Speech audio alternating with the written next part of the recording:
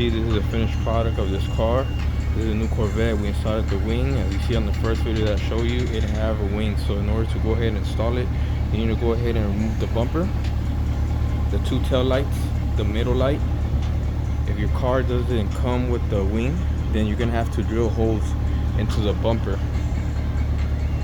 So just make sure that when you do it, be careful, line everything up before. If not, you're gonna have this thing looking all crazy. But this is it. It takes a couple of hours, so don't rush it. You know, it's a new car and it's a finished product, man. Stay tuned, check us out for more car videos. Follow us on YouTube, like, comment, subscribe.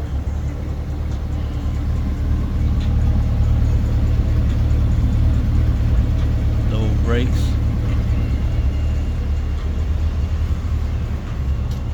Let me show you guys the inside of the car.